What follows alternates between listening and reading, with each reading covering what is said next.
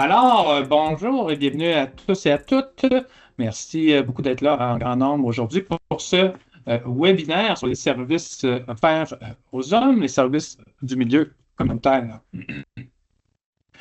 Donc, c'est un webinaire qui est offert par le pôle d'expertise et de recherche en santé et bien-être des hommes, qui est associé au Centre VITAM, le Centre de recherche en santé durable. C'est une activité qui est offerte gratuitement dans le cadre de la mission universitaire du CHUS de la capitale nationale et grâce au soutien de son service de transfert de connaissances et du rayonnement. Donc, on remercie toutes les personnes qui ont été impliquées dans le VITAM, dans le pôle et dans le CHUS pour l'organisation de cette belle activité. Alors, écoutez, avant de débuter, j'ai quelques petites informations à vous transmettre, des informations générales. D'abord, il semble qu'on a un petit problème technique, donc on a plusieurs participants qui se joignent à nous comme des présentateurs et donc vos caméras, vos micros sont possiblement ouverts quand vous connectez. Alors, je vous invite à les fermer, donc si c'est le cas, s'il vous plaît. Désolé pour ce petit problème technique. Donc, écoutez, prenez note que les micros et les caméras des participants demeureront fermés tout au long du webinaire, sauf peut-être pour celles et ceux qui sont identifiés déjà comme présentateurs par erreur. Et donc, le webinaire est d'une durée de 40 minutes et sera suivi par une discussion de 20 minutes. Donc, il y aura une période de questions là, et d'échanges à la suite du webinaire. Et donc, vous pourrez poser vos questions soit par écrit dans le clavardage ou lever votre main pour poser votre question directement aux conférenciers. Nous remettons une attestation de participation au webinaire et donc nous allons le remettre je vais vous mettre le lien dans le clavardage après la période de présentation et vous pourrez aller le compléter. Vous avez 24 heures pour le compléter pour obtenir votre attestation de participation. Et donc, bon, alors ces informations sont transmises. Maintenant, donc, parlons de ce qui nous réunit aujourd'hui. Donc, on est réunis aujourd'hui pour parler des services communautaires qui sont offerts aux hommes et surtout du point de vue des usagers de ces services. Donc, on va répondre à des grandes questions aujourd'hui. On va se poser des grandes questions. Donc, quel est le point de vue des hommes concernant l'aide reçue et les services offerts par les organismes communautaires œuvrant auprès d'eux? Est-ce que les services répondent à leurs besoins? Une autre grande question. Est-ce qu'ils sont satisfaits des services reçus? Qu'est-ce que les forces du communautaire? Qu'est-ce que les améliorations qui peuvent être apportées selon le point de vue des usagers au niveau des services qui sont offerts dans le milieu communautaire pour les hommes? Et donc, pour répondre à ces grandes questions, on a invité deux chercheurs d'expérience, Diane Dubois et Jacques Roy, qui vont nous présenter, dans le fond, les résultats d'une étude qui a été réalisée sur le sujet. Diane Dubois est professeure émérite, nouvellement retraitée, si je ne me trompe pas, Diane, au département de psychoéducation et de psychologie de l'Université du Québec en Outaouais. Et Jacques Roy est chercheur et coordonnateur scientifique au pôle d'expertise et de recherche en santé et bien-être des hommes. Donc, merci beaucoup d'être avec nous aujourd'hui. Et donc, tout ce que j'avais à dire est dit. Et maintenant, je laisserai la parole à nos éminents conférenciers pour présenter les résultats de la recherche. Et surtout d'ouvrir vos micros pour qu'on entende ce que vous avez à nous dire. Est-ce que vous voyez l'écran? Je viens de faire le partage d'écran. Est-ce que vous le Excellent. voyez? Super. Alors, Jacques, je te laisse la parole. Oui. Alors, écoutez, bonjour tout le monde. C'est un grand plaisir pour nous, Diane et moi, de vous présenter, au fond, une étude exploratoire qui a porté sur une espèce de radiographie de la clientèle du communautaire. Je dis de la clientèle du communautaire parce que on a collaboré avec le regroupement provincial en santé et bien-être des hommes qui regroupe, je crois, ou de mémoire, 67 organismes communautaires un peu répartis partout au Québec comme tel. Alors, c'est un coup de sonde qui nous a permis, pardon, alors c'est un coup de sonde qui nous a permis d'aller chercher, au fond, la température, je dirais, de la clientèle, ce que la clientèle perçoit à travers les services, quels sont les avantages, quelles sont les sources d'amélioration. Alors, bref, elle a été conçue pour mieux connaître la clientèle des services, puis à proposer éventuellement des recommandations, des propositions pour améliorer les services. Alors voilà, ça c'est le point de départ de notre recherche. La recherche comme telle, elle poursuivait 4 objectifs: déterminer le degré de satisfaction donc des hommes qui ont été chercher des services auprès de ces organisations communautaires. C'est quoi les points forts des interventions? C'est quoi aussi les points forts, finalement, des organisations comme telles, parce que c'est comme 2 volets. Également, c'est quoi les aspects? Les aspects que, du point de vue des utilisateurs, pourraient permettre d'améliorer les interventions et les services. Et enfin, finalement, connaître les besoins les plus importants des clients selon leur perception, peu importe là où les ressources pouvant les aider. Alors voilà qui constituent les objectifs comme tels. Concernant les aspects de méthodologie, je vais passer rapidement, quitte à ce que pendant la période de questions, si vous avez certaines interrogations, ben, ça fera plaisir d'y répondre.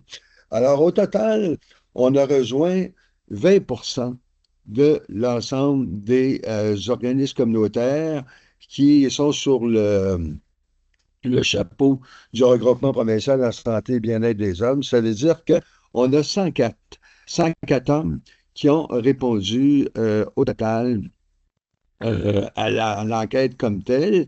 Ça nous donne quoi? Ça nous donne un portrait, comment je pourrais dire, indicatif.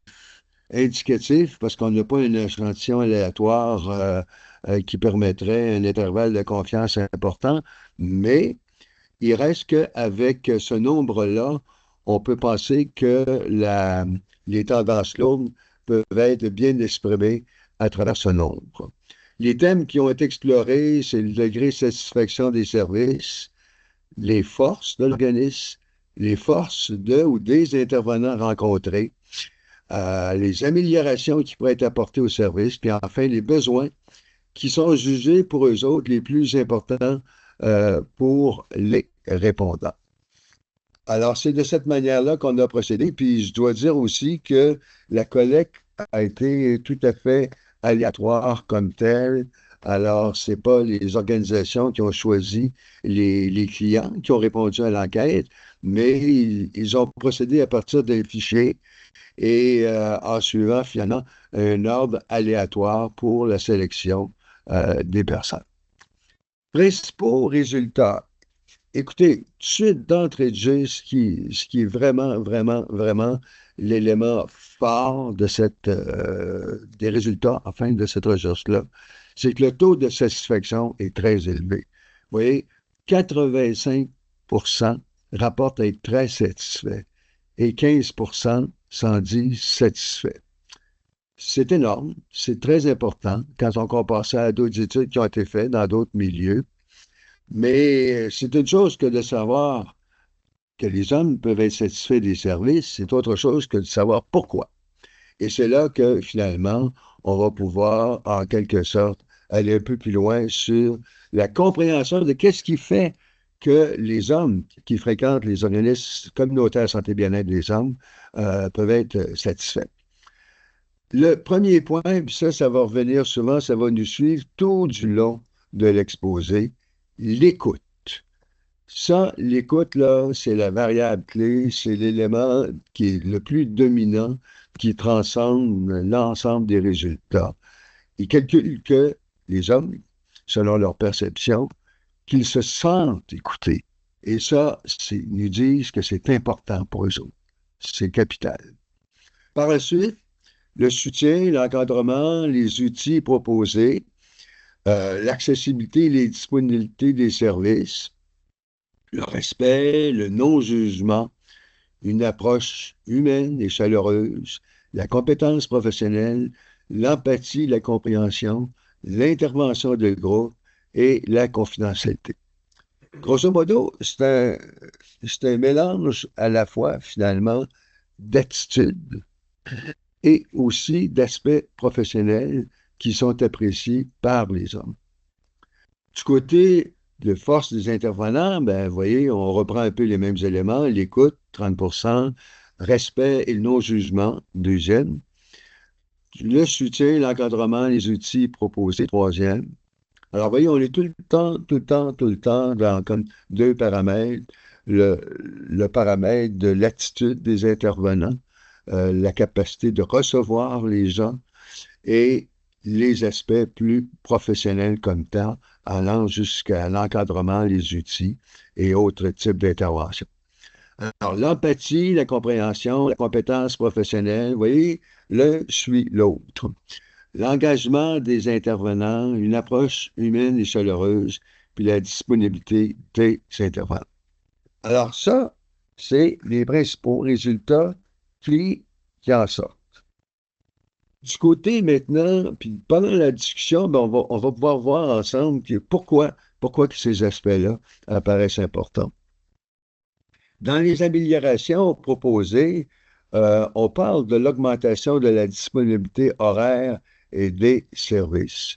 Notamment, par exemple, offrir des services parfois le soir pour des travailleurs qui ne peuvent pas être disponibles le jour.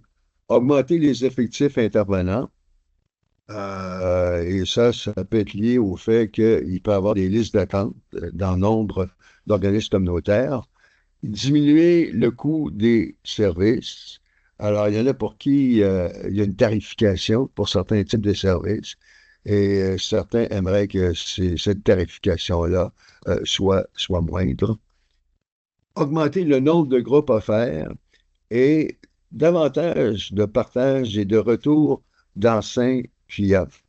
Ça, c'est intéressant parce que, personnellement, sur le plan qualitatif, l'idée de faire revenir d'anciens clients qui ont pu profiter des services et de partager ça en groupe, qu'est-ce que ça leur a donné, qu'est-ce que ça leur a apporté, ça peut être effectivement d'intérêt pour notamment dans le partage de groupes d'hommes entre eux.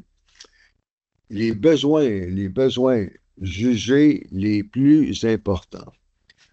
Alors là, on revient aux mêmes éléments de base. L'écoute, 74%. Le soutien individuel, qu'on apprécie beaucoup. L'accompagnement dans les démarches. Alors, le fait de se sentir encadré, ça, c'est quelque chose qui est ressorti assez fortement dans la recherche. De l'aide pour prendre des décisions qui les concernent, des conseils pour les enfants, le couple et la famille, et les rencontres de groupe.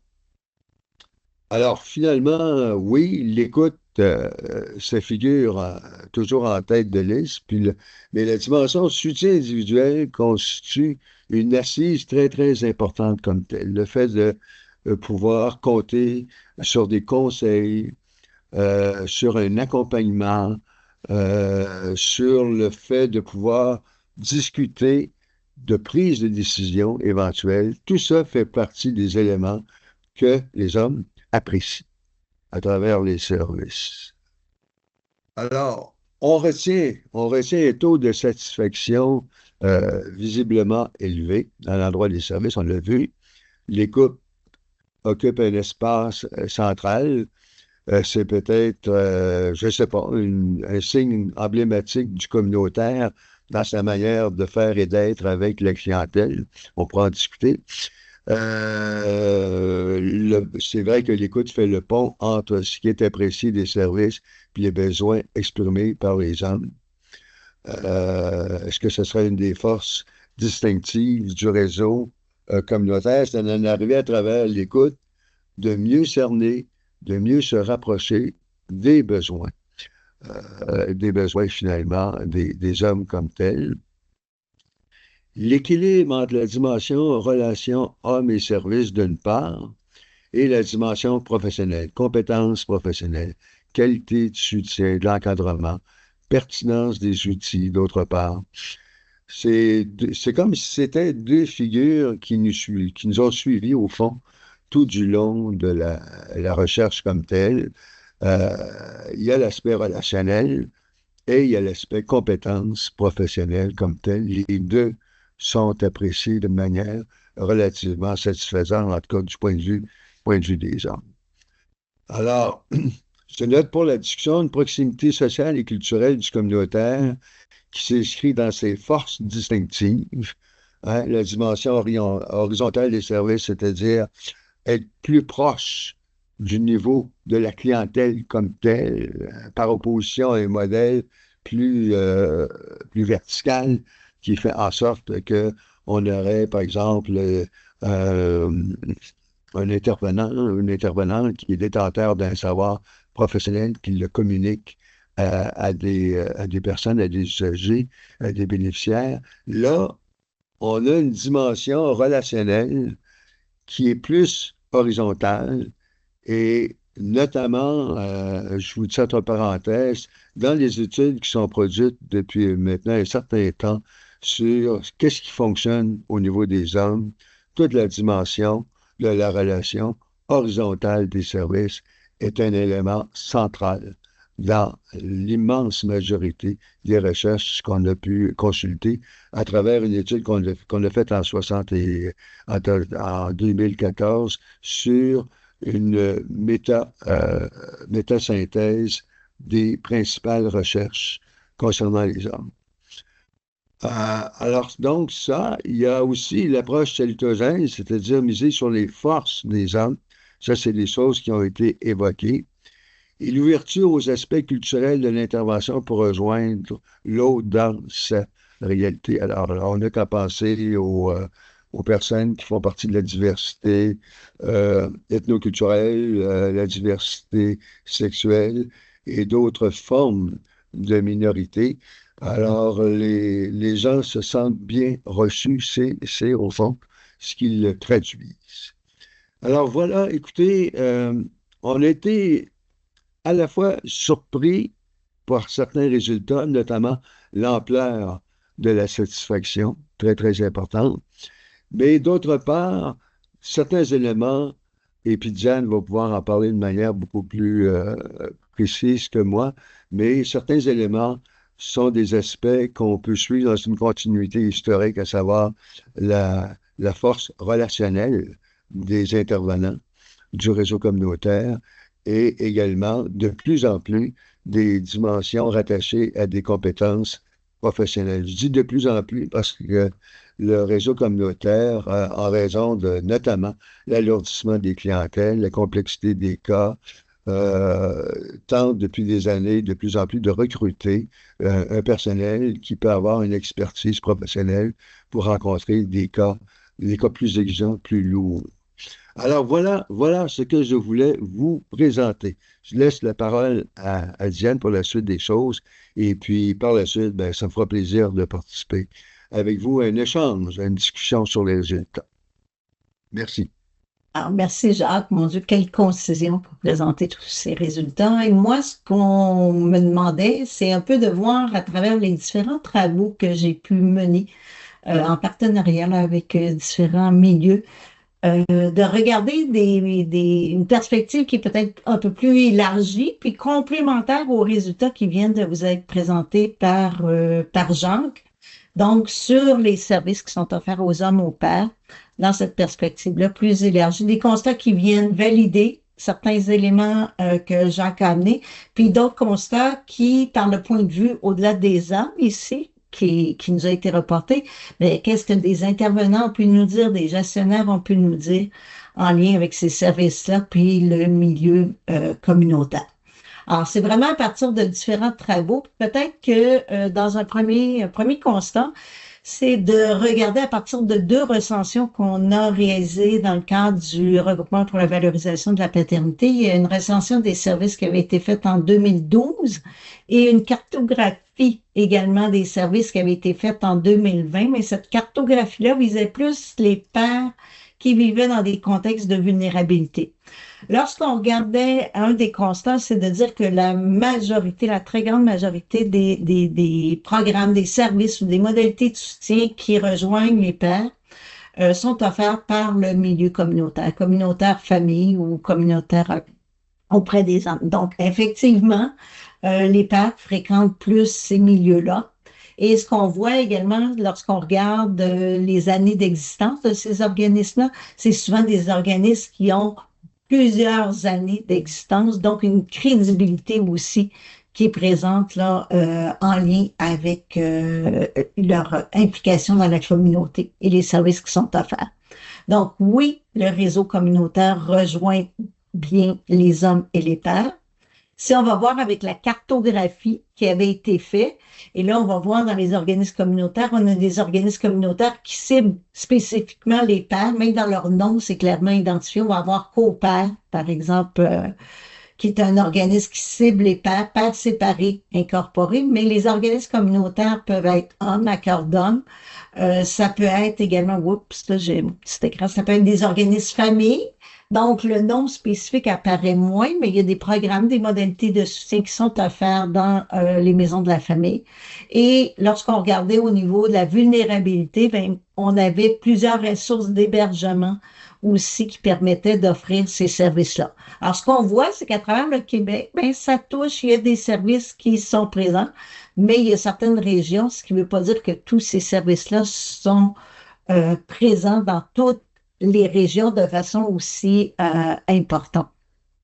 Ce qui nous amenait à un deuxième constat, c'est la richesse des partenariats entre les organismes communautaires et le réseau de la santé et des services sociaux.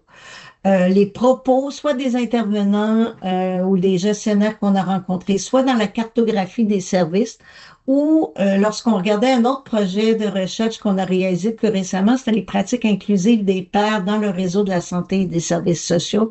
Dans ces projets-là, on souligne la qualité du partenariat, puis qui est vu comme utile et pertinent pour répondre aux besoins des pairs. Donc, dans la cartographie des services, on leur demandait est-ce que vous avez des partenariats établis et identifier ces partenariats-là. Donc, le réseau de la santé et des services sociaux revenait fréquemment. Puis c'était vu, même lorsqu'on les interrogeait sur les conditions gagnantes, c'était vu comme une des conditions gagnantes. Dans les pratiques inclusives des pairs, on a des gestionnaires qui nous mentionnaient, par exemple, le fait qu'il y ait sur le territoire un organisme communautaire qui est engagé, qui a une expertise auprès des hommes en masculinité ou auprès des pairs, c'est vu comme un atout très important qui favorise la collaboration pour les situations qui sont vraiment plus complexes. Avec un témoignage, par exemple, c'est certain qu'on se réfère beaucoup aux organismes communautaires quand ils sont présents dans le milieu. X, le nom d'organisation, ils sont très sollicités, puis on va aller chercher leur expertise. Donc, on voit qu'il y a des partenariats, que ces partenariats-là, ils sont perçus de façon positive.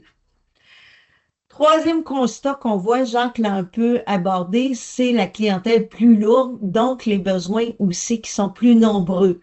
Les pères cognent davantage, les hommes cognent davantage aux portes, mais ce qu'on s'aperçoit, c'est une clientèle qui a des besoins nombreux et qui présente de multiples vulnérabilités. Et ça, c'est intéressant parce que ça nous force à regarder, bien, qu'est-ce qu'on entend par vulnérabilité. Puis dans le cadre de la cartographie des services, on leur demandait de décrire un peu leur clientèle de pairs qui pouvaient rejoindre dans les différents programmes ou services qu'ils offraient. Et on s'est aperçu que la vulnérabilité, elle est à différents niveaux. Hein. Ça peut être une vulnérabilité au niveau de facteurs plus individuels, comme la santé mentale et la dépendance, qu'on retrouvait dans 57% et 45% des ressources. Une vulnérabilité qui peut être au niveau familial, par exemple, dans les contextes de séparation, on s'apercevait que 53% des gens nous identifiaient avoir une proportion importante de cette clientèle-là. Vulnérabilité au niveau de facteurs sociaux, soit de l'itinérance, de l'insertion professionnelle. Ça peut être une vulnérabilité au niveau de transition, recomposition familiale, l'immigration, les jeunes familles, l'immigration récente.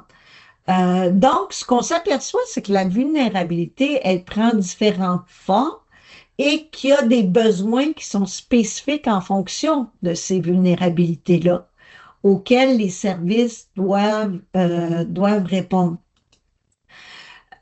Quatrième constat qu'on pouvait voir dans les différents travaux, et là, c'est plus ici à partir de travaux que j'ai réalisés avec des collègues dans le cadre d'un contexte de séparation conjugale. Donc, l'enquête longitudinale sur les parents séparés recomposés au Québec, et sur un projet financé par le CRSH où on suit une cohorte de 40 pères qui ont vécu une séparation. Et ce qu'ils nous disent, on les interrogeait sur leur connaissance des services et des ressources qui leur étaient disponibles. Ce qu'ils nous disent, c'est une méconnaissance de façon générale des ressources. Donc, il y a un travail à faire pour mieux les faire connaître. Des témoignages, par exemple, je dois dire que ça a été difficile de trouver les services que j'ai trouvés. Ils sont là, ils sont sur Internet, mais simplement la masse de services et d'informations à la disposition des femmes, le nombre de centres, il faut vraiment fouiller. Juste trouver un psychologue qui se spécialise dans les besoins des hommes, il y en a peu. Parce que les hommes, souvent, recherchent des services où ils vont être interpellés directement. Quand on pense à pères séparés incorporés, c'est donc, ils s'attendent à ce que c'est directement pour les pères ou pour les hommes. Alors, ils vont rechercher davantage ce type de service-là et peut-être moins penser à maisons de la famille qui peuvent offrir certains services. D'autres témoignages, et les services, c'est certain, il pourrait y en avoir plus. Je sens aussi le manque de considération pour le rôle du père dans certains services. Je suis rendue que je me dis que je ne sais pas si c'est moi qui manque d'écoute de l'autre bord ou si c'est moi qui ne va pas chercher les bons services ou qui ne demande pas les bons services. Donc, il y a une question aussi sur comment je peux aller les trouver, ces services-là, puis la meilleure façon de procéder. Dans l'enquête longitudinale, on demandait aux pères, c'est 786 pères qui ont répondu à cette enquête-là, à 3 temps de mesure. Et on avait une section de l'enquête qui portait sur les services qu'ils connaissaient, ou pas, et s'ils les connaissaient, s'ils les utilisaient. Donc, ça pouvait être dans le réseau public, dans le réseau communautaire, consultation auprès d'un professionnel, des ateliers de groupe. Et de façon générale, si vous allez voir le rosé pâle, c'est je les connais et je les ai utilisés. Donc, de façon générale, les pères, mais les mères aussi, là, parce qu'on avait un échantillon de mères, connaissent peu les services, ceux qui sont les plus utilisés dans un contexte de séparation au niveau des services psychosociaux. Ce sont les consultations par un professionnel au privé, mentionnées par à la fois l'échantillon des mères et des pères. Donc, ils connaissent pas tant que ça les services et certains les connaissent, mais ne vont pas nécessairement les utiliser.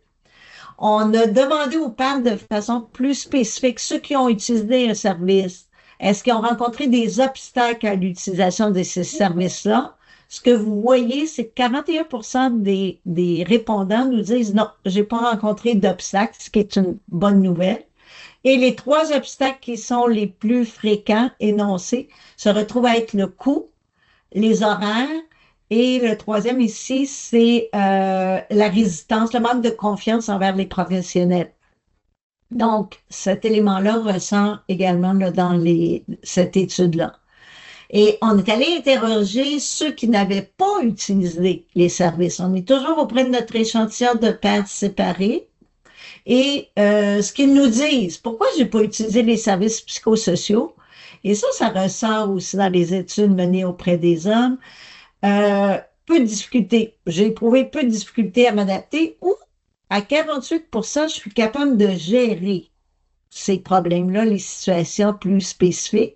Ça vaut pour les services psychosociaux, mais ils ont les mêmes réponses en regard des services psychojuridiques, c'est-à-dire que je me suis pas questionnée si la séparation impliquait des conséquences juridiques ou je suis capable de gérer les conséquences juridiques moi-même. Donc, ils vont essayer, hein, ça revient souvent dans les études, ils vont essayer par eux-mêmes de régler la situation et souvent cette situation-là, s'ils n'y arrivent pas, ben la situation va dégénérer et ils vont se retrouver, souvent il va être tard et il va être trop tard quand ils vont aller chercher des services. Rapidement, les principaux défis qui reviennent dans l'étude qui avait été menée sur la recension là, auprès des programmes et des services offerts auprès des pairs. Les défis, c'est les nouvelles réalités émergentes. Ce que les intervenants nous disent, c'est la lourdeur de la clientèle, les enjeux de séparation et le contexte d'immigration, qui sont des éléments pour lesquels les intervenants nous disaient être peut-être moins formés ou que c'était une situation qui était plus complexe. L'accès à une main-d'œuvre qualifiée et la difficulté de rétention du personnel dans les organismes communautaires. De façon plus générale, l'insuffisance des services pour répondre aux besoins des pères des hommes, ça revenait. Donc, quand on a des besoins qui sont nombreux, bien, ça nous prend des services qui vont permettre de répondre en fonction de ces besoins-là plus généraux, mais aussi besoins plus spécifiques. La formation des intervenants pour une meilleure qualité des services. Il y avait l'accessibilité aussi des services. Dans certains territoires, hein, l'éloignement géographique, le transport crée certains défis particuliers. Le manque de connaissance des ressources, leur notoriété également, et la présence encore de préjugés qui sont négatifs envers les hommes et envers les pères. Donc, une sensibilisation qui doit être faite en termes de demande d'aide, le rapport à l'aide des hommes. Les conditions gagnantes, Jacques l'a mentionné, les compétences du personnel, l'importance d'une formation continue, les partenariats, on n'arrive pas à tout faire tout seul, hein, à plusieurs, on va plus loin, les partenariats établis, le réseautage, donc c'est important, c'était une reconnaissance qu'on voyait dans le plan d'action ministériel, de dire, ben oui, c'est important de favoriser les partenariats, la flexibilité, la diversité des services, pour répondre aux différents besoins, l'accès à des outils de promotion, des documents sur l'intervention disponible. Il y en a beaucoup, mais c'est de les trouver, ces outils-là aussi. Valeur et attitude des intervenants. Jean, tu mentionnais l'écoute, donc la vision positive de la masculinité, de la paternité. Les attitudes des intervenants font la différence quant à savoir s'ils se sentent écoutés, s'ils se sentent accueillis.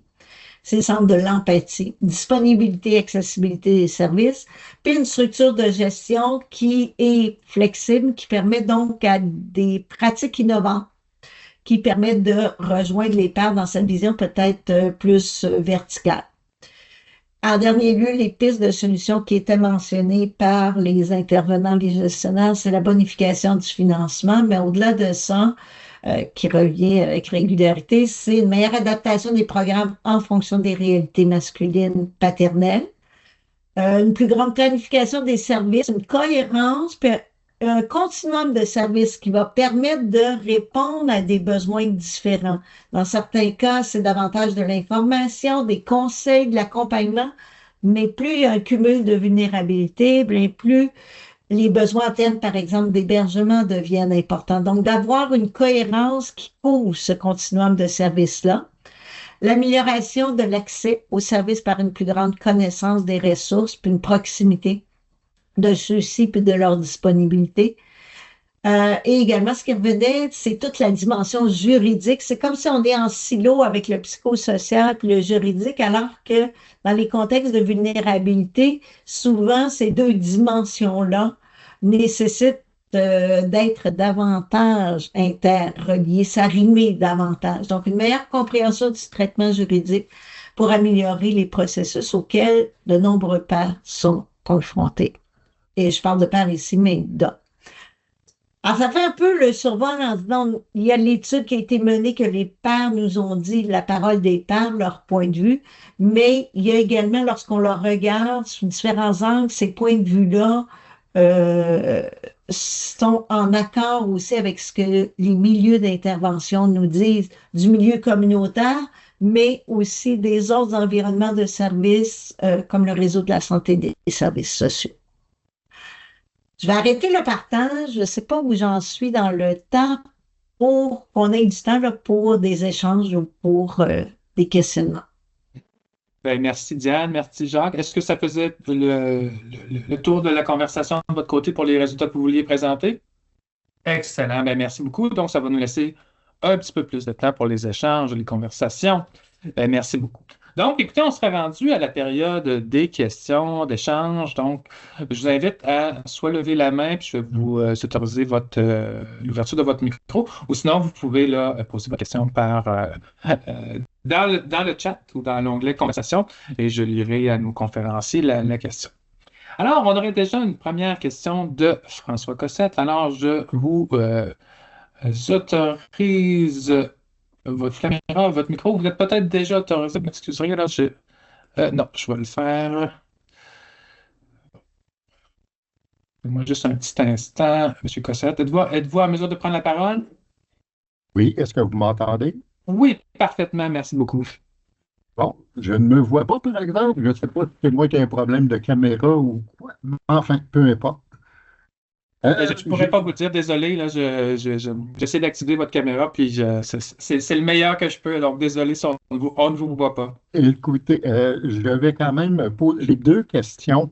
La première, je m'interroge à savoir comment s'opérationnalisent les partenariats entre les organismes communautaires et le réseau de santé et de services sociaux. Et la deuxième question, elle s'adresse à Madame Dubois. Euh, Vous avez mentionné que les vulnérabilités pouvaient varier. Euh, Est-ce qu'il y a des critères qui favorisent une certaine variation? Je pense par exemple à une distinction entre les hommes ou les pères qui viennent de milieux ruraux par rapport à d'autres qui sont en milieu urbain ou qui sont en région éloignée et où les ressources sont plus rares. Je pense aux ressources psychosociales. Bref, j'aimerais vous entendre là-dessus. Puis je suis désolé pour la caméra, j'aurais bien aimé. L'important était davantage de vous entendre, d'entendre votre voix. Donc, je ne sais pas, Jacques, si tu avais quelque chose à dire sur le partenariat. Moi, j'avais quelque chose, mais si tu voulais commencer ou... Ben, sur la question du partenariat, je vais faire ça vite parce que c'est une question centrale, mais c'est une question qui est complexe parce qu'elle peut varier selon les clientèles euh, et conduire à des formes d'association ou de non-association entre les partenaires communautaires et publics qui peuvent varier. Je dis ça parce qu'on vient de terminer une étude sur les jeunes à Montréal, et les jeunes hommes qui sont en difficulté. Et la question du partenariat est beaucoup plus difficile dans le contexte de problèmes qui sont beaucoup plus lourds, qui sont beaucoup plus importants comme tels, qui nécessitent une complexité sur le plan de l'intervention. Et de ce côté-là, on se disait qu'on était un peu à la traîne. Enfin, c'est le coup de sonde qu'on avait. Mais puis, j'imagine que sur d'autres types de clientèle, puis euh, Diane est beaucoup mieux placée que moi pour en discuter plus largement parce qu'elle a travaillé sur ces questions-là. Ben moi, je trouve que ça l'a évolué quand même de façon importante. Les partenariats, moi, ce que j'ai entendu dans les différents projets, il peut prendre une diversité de formes. Dans certains cas, c'est de l'information qu'on va aller chercher. Dans d'autres cas, on va vraiment faire un partage de ressources même. On a des activités, par exemple, je pense dans la région des Laurentides avec Parc Présent Enfants Gagnants, où on a un intervenant du CIS qui est présent avec quelqu'un du milieu communautaire, donc pour l'animation même. Dans certains cas, l'expertise va même aller au niveau de l'évaluation, donner un soutien à l'évaluation compte tenu de l'expertise que ces gens ont. Fait que ce que je vois de façon générale, c'est une diversité de partenariats qui peuvent aller de l'information à des partenariats vraiment beaucoup plus étroits et que de façon générale, ces partenariats-là sont perçus de façon positive. Dans le sens où on voit vraiment à travailler ensemble, à développer une collaboration. Puis, comme c'est complémentaire, c'est comme si chaque milieu apporte un atout de plus que le simple, par exemple, on va voir par exemple avec le milieu communautaire, on va avoir une expertise X, le lieu, l'environnement physique est peut-être plus sympathique dans l'accueil des pairs, puis on va voir que dans certains cas, on peut avoir une complémentarité au niveau financier qui peut être apportée dans certains programmes ou tout ça. Donc, ce qu'on voit, c'est une diversité de partenariats, puis ces partenariats-là, moi, ce que je trouve encourageant, c'est qu'ils sont perçus de façon positive. Ils demandent du temps, par exemple. Et ça, c'est une denrée qui est rare par les temps qui cours, c'est pour bien arrimer et sentir qu'il y a vraiment cette collaboration-là, bien comprendre les réalités de chacun des milieux. Et ça prend du temps. Et ça. Mais une fois que cette connaissance-là des réalités de chacun des milieux, elle est établie, c'est comme si ça favorise le référencement, ça favorise le partage des expertises et tout ça. Puis là, j'ai un autre, mais dans certains cas, même, on va avoir des protocoles d'entente qui sont en train de se faire. Je pense, par exemple, avec les maisons oxygènes, des protocoles d'entente entre la direction de la protection de la jeunesse et les maisons oxygènes. Donc, c'est des choses qui sont extrêmement intéressantes puis qui ont évolué de façon importante en reconnaissant l'expertise de chacun. La réponse au niveau des vulnérabilités, c'est intéressant parce que ça pose la question, lorsqu'on a mené une étude qui portait sur l'effet des services préventifs auprès des pères en difficulté, l'équipe de chercheurs a vraiment comme s'est interrogée sur pères en difficulté et on va dire pères vulnérables aussi, là, qui peut être un pendant. Puis on se dit, mais c'est pas juste une question des facteurs individuels du père. Ça peut être les contextes dans lesquels il se retrouve qui le placent en situation qui va venir fragiliser, par exemple, son engagement. Et cette vulnérabilité-là, ben, comme je l'ai un peu illustré rapidement, mais elle peut être de différents ordres. Elle peut relever de la famille, elle peut relever du contexte social, de l'environnement, par exemple, la communauté dans laquelle réside la famille, mais elle pourrait être à un niveau du territoire également. Vous parliez de rural versus plus urbain. La distance géographique fait que c'est une difficulté d'accès aux services. Ça a un impact majeur sur l'isolement ressenti par ces personnes-là. Et donc, il y a des adaptations qui doivent être faites au niveau des services dans ces régions-là où certains programmes ou ressources sont moins faciles d'accès. Je ne sais pas si je réponds, François, à la Je question. vous remercie. Oui, je vous remercie infiniment. Puis si je peux me permettre, au niveau de l'opérationnalisation des partenariats, euh, je pense entre autres à la relation horizontale auquel M. Roy a fait référence tout à l'heure. Euh, on fait dans les organismes communautaires, on fait beaucoup appel à la connaissance expérientielle. Et là, je me demandais justement si le partenariat n'était pas pour venir aussi suppléer peut-être au manque de formation spécifique par rapport à l'empathie, par exemple, ou je ne sais pas trop, là, j'invente. Mais est-ce qu'il y a cette connivence-là qui peut se développer? Oui, oui. Mais comme je vous le disais, c'est que ça nécessite du temps, souvent. Et c'est ce qu'on n'a pas. Ou le plan d'action ministériel est intéressant parce qu'il favorisait justement le développement de nouveaux programmes, de nouvelles modalités de soutien où on mettait ensemble les différents milieux, environnements de service. Puis il y avait comme un temps les tables de concertation, c'est des lieux qui permettent justement de développer ces connaissances-là des réalités de chacun des milieux qui va faire après que dans notre travail, on est beaucoup plus empathique, soucieux des réalités de l'autre pour la mise en œuvre de ces mesures de soutien. Je vous remercie infiniment, c'est très intéressant. Merci. Merci en effet, François, pour cette belle question-là. Puis c'était intéressant aussi d'entendre Diane Jacques, notamment sur cette idée-là du partenariat entre le public et le communautaire. Puis les exemples que tu nommais, Diane, je les trouve extrêmement pertinents, intéressants. Puis je pense que ça peut servir de modèle aussi à d'autres régions parce que c'est juste d'avoir un intervenant du SUS qui est présent avec un intervenant du communautaire, ça me semble tellement intéressant parce qu'on pas le gars qui est présent puis qui déjà a accès à toute cette connaissance-là des services de l'intervenant du milieu du SUS puis du milieu communautaire. Puis des fois, ça se fait tellement en silo, ce travail-là, que cette possibilité-là de travailler en partenariat est vraiment intéressante. Mais comme tu le dis, ça prend... Il y a aussi des défis quand on fait ce type de partenariat, notamment avec tout le roulement de personnel. Ça en est un des fois, il y a des personnes qui sont impliquées, qui font beaucoup s'impliquer dans le dossier de la santé et bien-être des hommes. Arrive une nouvelle personne qui est peut-être moins familière avec le dossier. Il faut faut qu'il se fasse une connaissance, une bonne connaissance aussi, tous les services qui existent pour les hommes. Donc, ça me semble très intéressant, cette idée-là de partenariat.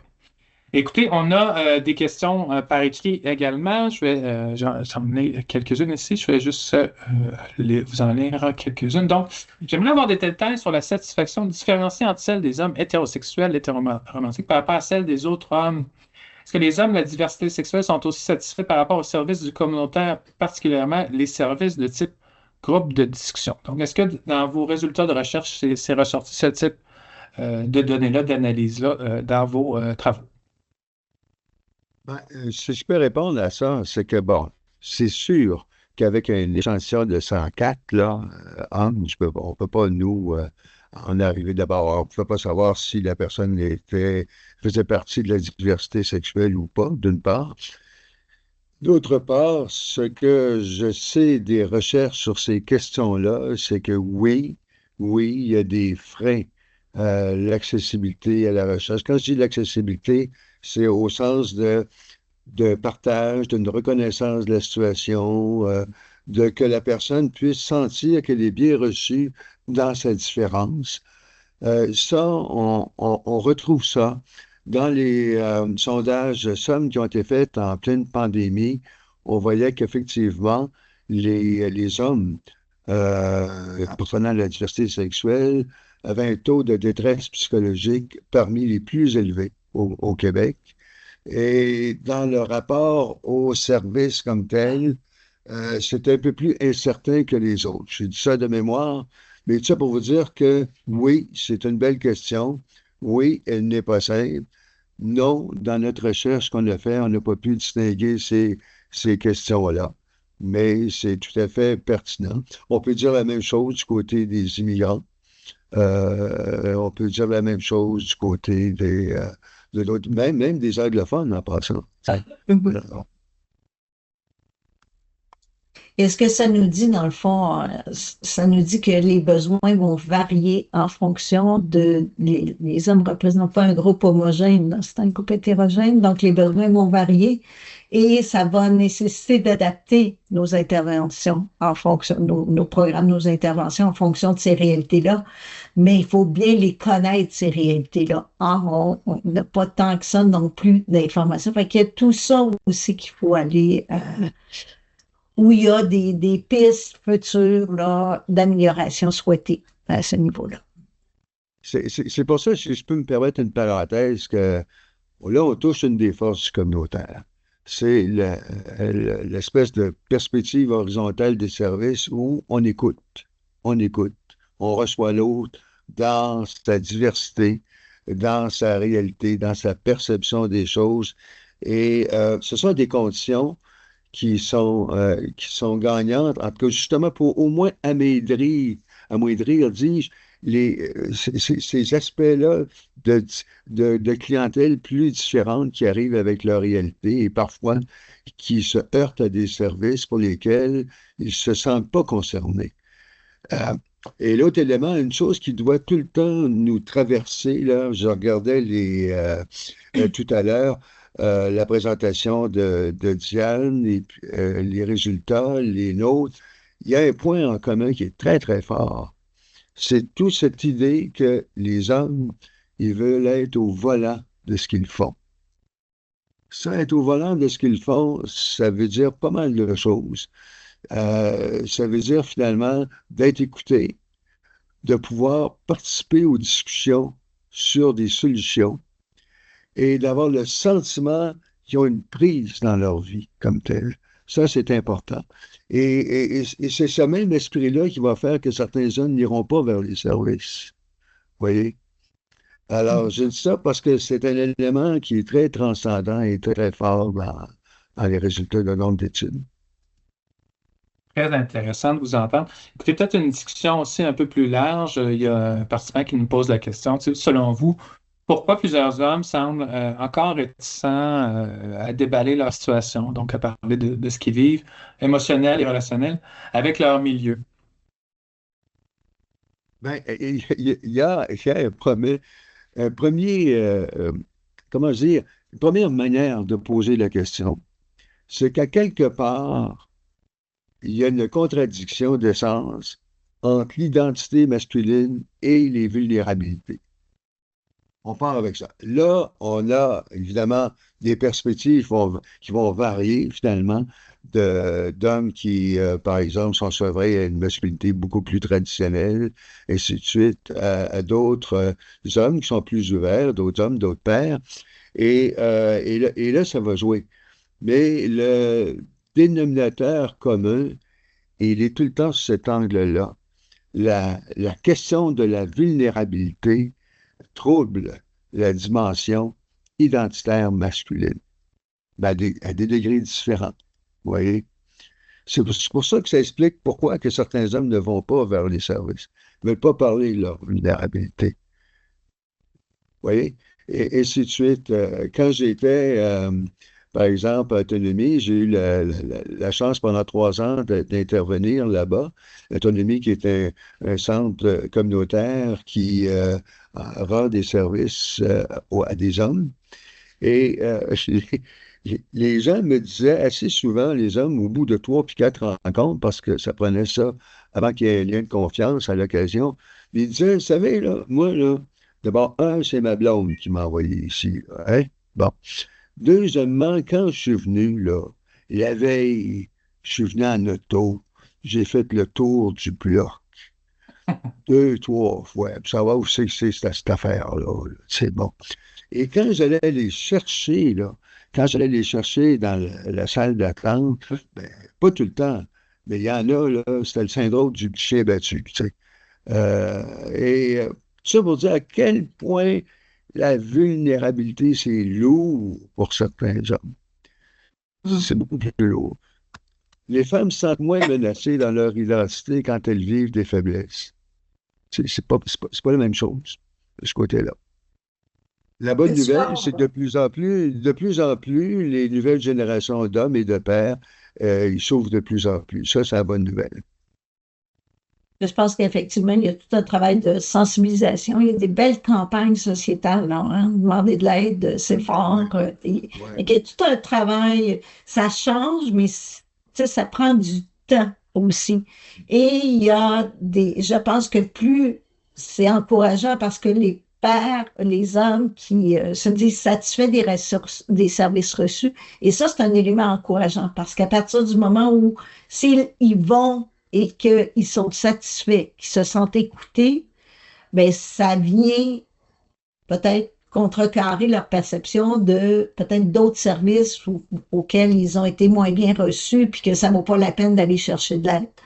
Non, au contraire. Moi, ce que j'entends, oui, j'entends qu'ils vont cogner davantage, d'où l'importance d'avoir des services qui sont adaptés puis qui se sentent bien accueillis en fonction de leur réalité à eux.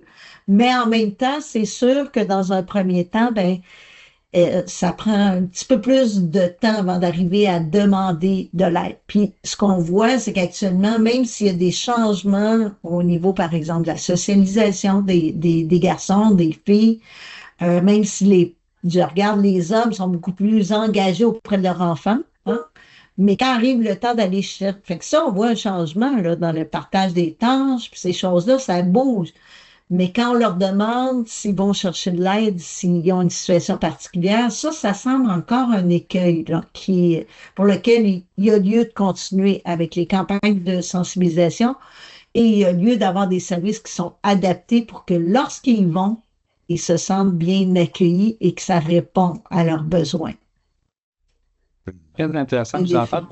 Il y a quelqu'un qui soulevait aussi la question du langage, puis moi, je la trouve intéressante pour avoir fait l'intervention avec des hommes qui ont des comportements violents. Une des choses que je remarquais, c'est qu'il y a beaucoup d'hommes qui ont de la misère à identifier ce qu'ils vivent à l'intérieur, le nommer, et surtout le nommer d'une façon saine et sans violence. Tu sais. Donc, moi, en tout cas, j'ai l'impression qu'il y a un énorme travail à faire auprès des hommes à ce propos-là. Puis je m'excuse, je regarde dans la cour d'école de ma fille la différence entre les jeunes garçons et les jeunes filles. Les jeunes filles à l'école de ma fille sont beaucoup plus dans le relationnel, dans les échanges avec les autres filles, ils parlent dans la discussion. Les garçons sont beaucoup plus dans le jeu, dans les jeux de compétition, le soccer, tout ça.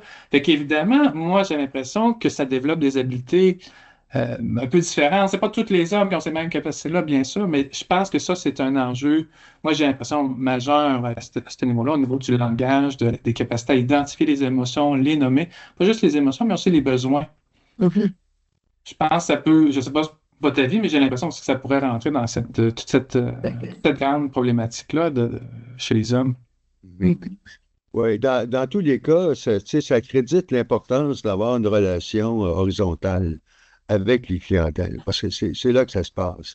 C'est là que ça se passe. Moi, je me rappelle quand j'allais chercher quelqu'un à Saël, où ils étaient, là, où ils attendaient, j'essayais tout le temps de trouver un point en commun lors de la première rencontre. Ah, tiens, vous êtes un militaire. Moi, j'ai un petit-fils qui est à Valcartier. Ah, vous venez en bicyclette. Ah, moi aussi, je fais du sport. Euh, Quelque chose qui fait qu'au point de départ, je ne suis pas un extraterrestre. Tu sais, il y a un point en commun que tout de suite, je signale avec l'autre. Tu sais. Et ça, j'ai dit ça parce que plus on va dans cette direction-là, plus on va dans une perspective horizontale, plus l'homme, il va se confier. Plus l'homme, il va être content d'être là. Parce qu'il va se sentir aussi au volant, là. Tu sais, et respecté. C'est pour Ah, ça que je tu vois, trouve je des suis forces revenue. communautaires. Ah, excusez-moi, on a eu quelqu'un qui son micro était ouvert, désolé. Voilà. Jacques, veux-tu poursuivre? Non, non, c'est beau, c'est simplement ça. Et puis, c'est un peu comme la pire des choses qui peut arriver à une personne âgée, un homme âgé, là, à 80, c'est quand on lui enlève son permis de conduire. Ben là, sacrément, dans sa tête, il a tout le temps conduit dans sa vie, puis là, on lui enlève un permis. Là, ça marche pas, là. Tu sais, il faut comprendre ces dynamiques-là sous l'angle d'où ils sont, d'où ils partent. Tu sais, sinon, on peut pas vraiment intervenir. Parfaitement, parfaitement d'accord avec toi. Écoutez, on aurait une dernière question, on aurait le temps pour une dernière question de Sylvie d'Action familiale Lavaltrie. Donc, je vous inviterai, si vous êtes en mesure, d'ouvrir votre micro, votre caméra, à prendre la parole. Là. Oui, bonjour. Moi, Bonjour. dans le fond, est-ce que vous m'entendez? Oui. Oui. OK. Même on Ben, vous dans le voit. fond, moi, je suis Action Famille Lavellerie, donc c'est une maison de la famille où ce que nous avons un groupe de pères qui, depuis plusieurs années, fonctionne et où les papas se regroupent. Et le point que je voulais apporter, dans le fond, ce que les groupes de pairs, c'est qu'ils font des activités père-enfant, qui font des soirées entre pairs, des soirées familiales. Donc, il y a un réseau d'hommes qui se rassemblent, qui favorisent l'échange naturellement entre gars. Bon, à un moment donné, dans l'histoire, c'est qu'il y avait la table de santé bien-être des hommes, qui avait un agent de liaison, intervenant homme, qui venait dans nos milieux. Et ça, je vous dirais que c'était un facteur qui nous a beaucoup accompagnés parce qu'il venait dans nos milieux. On pouvait participer à des ateliers ensemble à la maison de la famille où Mhm. il y a déjà un noyau de pères qui est rassembleur. Malheureusement, ce poste-là a été ôté et on a vu un impact parce que même les papas, vu qu'ils étaient habitués à notre milieu, c'était comme leur maison, sont chez eux. L'intervenant venait même répondre à leurs besoins avec des discussions sur place. Et c'est sûr que on a une belle équipe d'intervention, j'ai une belle expertise, j'ai une belle expérience, mais venant d'un père intervenant, ça avait un impact quand même là, sur le. Fait qu'il y avait comme la possibilité des deux, là, quelqu'un dans le communautaire qui était présent quotidiennement à leurs besoins et un intervenant pivot qui pouvait venir répondre à des besoins spécifiques. Fait que je voulais rapporter que si ça reviendrait, c'est sûr que moi, j'avais vu un impact dans notre milieu sur on se complétait bien là, en accompagnement auprès des hommes ou des pères, parce qu'il y avait déjà un noyau de pères qui fréquentent les organismes communautaires familles comme ça. Fait que c'était le point que je voulais apporter, que malheureusement, ce poste-là Mhm. n'existe plus, mais ça avait fait un impact, puis les échanges de ressources étaient faciles également. Fait que ça apportait un beau complément là, sur l'intervention directe auprès des pairs. Fait que voilà le petit point que je voulais vous apporter. Merci, Ben, c'est bien gentil. Jacques, Diane, voulez-vous compléter? Ben, on est sur les terres de Diane, alors je lui laisse toute la parole. ben, j'ai eu la chance de voir ce projet-là, là, et même d'évaluer ce projet-là. Et c'était tellement intéressant parce que, de un, ça met de l'avant la notion d'accompagnement, hein, de l'accompagnement qui est différent d'une intervention plus hiérarchisée, peut-être là, comme on pourrait. Mais le rôle de l'accompagnateur, la complémentarité, puis les apprentissages, moi, un autre élément particulièrement intéressant de l'agent de liaison qui se déplaçait, justement, offre cette flexibilité-là, va aller répondre à des besoins d'un organisme donné ou d'un groupe de papas. Un des éléments intéressants, ça disait comment c'était en termes d'apprentissage pour les milieux, tu sais, de le voir aller en accompagnant les pairs, de le voir interagir avec les pairs, comment poser une question même aux pairs, là, et moi, je trouve que ça permet justement d'allier les expertises dans un contexte des fois où le milieu institutionnel est beaucoup moins flexible. Ben, ça peut permettre justement d'allouer un petit peu plus de flexibilité, d'avoir quelqu'un qui va venir soutenir au niveau de l'accompagnement, puis de venir vous alimenter, en tout cas votre groupe de pairs, en fonction de thématiques particulières, ben, c'est extrêmement riche. C'est des projets qui sont riches, qui sont novateurs. Le problème, c'est par un financement qui est non récurrent. Ben, c'est comme une fois que la culture a été développée, ça tombe. Et ça, c'est dommage. Mais ce que ça montre, ces initiatives-là, c'est que ça a des impacts positifs. Alors, on ne peut Mais- qu'encourager ces projets-là. Merci beaucoup, Sylvie. Merci beaucoup, Diane, Merci. pour ta réponse également. Merci, Jean. Écoutez, on serait déjà rendu à la fin, à la conclusion de ce webinaire. Je regarde dans la conversation, il y a énormément de commentaires positifs, de remerciements, de vœux de joyeuses fêtes même. Les gens ont vraiment apprécié votre présentation. Puis j'ai trouvé que c'est un format qui est aussi très, très, très intéressant avec un peu plus de temps pour les échanges. Je trouve que c'est aussi cette partie-là qui est riche là, dans le webinaire. Donc, c'est vraiment très intéressant. Merci à celles qui ont pris le temps de poser des questions, d'écrire dans le chat ou directement. Je l'apprécie beaucoup.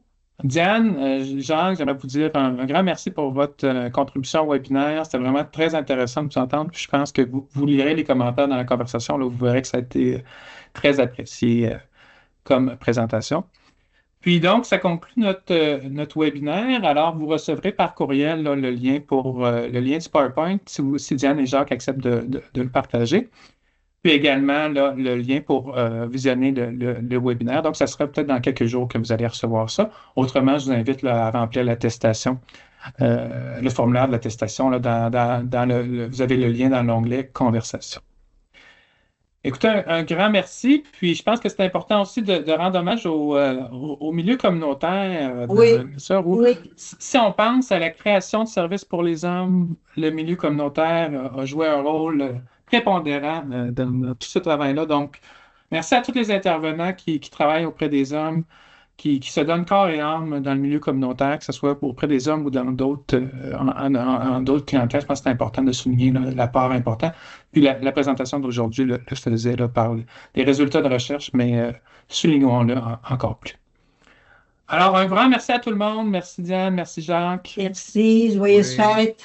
Joyeuses fêtes à tout le monde. Bye bye. Oui, c'est ça. Puis un grand merci pour la qualité de vos questions. Puis enfin, on voit François. Ah oui. Bon, ben, un gros merci à tout le monde. Bye bye. Bonne fin de journée. Merci à vous. Bye bye.